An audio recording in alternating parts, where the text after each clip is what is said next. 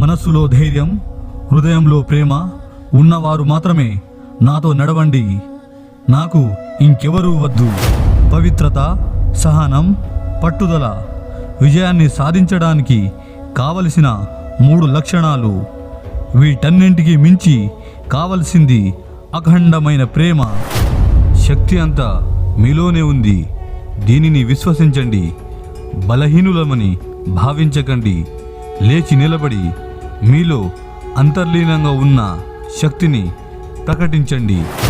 మనం సర్వశక్తివంతుడైన పరమేశ్వరుని బిడ్డలం. ఆ అఖండ దివ్యాగ్నిలో నిప్పురవ్వలం. మనం పనికిరాని వారం ఎలా అవుతాం? మనం సర్వం సాధించడానికి సిద్ధంగా ఉన్నాం. మనం దేనినైనా చేయగలం. మనిషి ఏ కార్యాన్నైనా సాధించి తీరాలి. మన శక్తి, మన అనుగ్రహ బలం, మన జ్ఞానం ఆ పరిపూర్ణంలో లీనమయ్యేంత వరకు పురోగమించాల్సిందే. పూర్ణ సచ్చిదానంద లక్షణాలు, అనంత శక్తులు మనలోనే ఉన్నాయి. వాటిని ఇప్పుడు బయట నుండి ఆర్జించుకోనక్కరలేదు. అవి మనవే. చేయాల్సిందల్లా వాటిని అభివ్యక్తీకరించడమే. మీరు భగవంతుని బిడ్డలు, అమృత సంతానం, పావనులు, పరిపూర్ణులు. మీరు భూమిపై ఉన్న దేవతలు.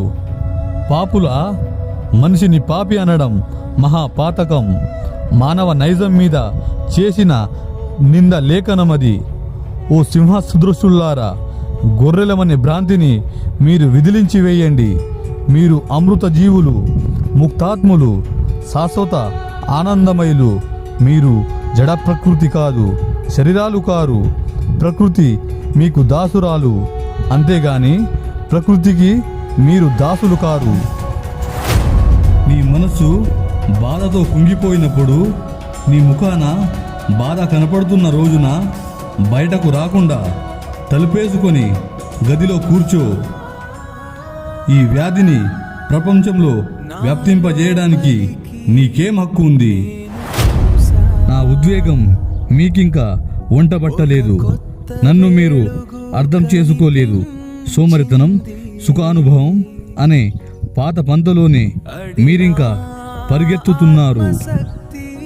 ఈ అలసత్వం ఇక చాలు. ఇహపర ఫలాభోగ శక్తి ఇక చాలు.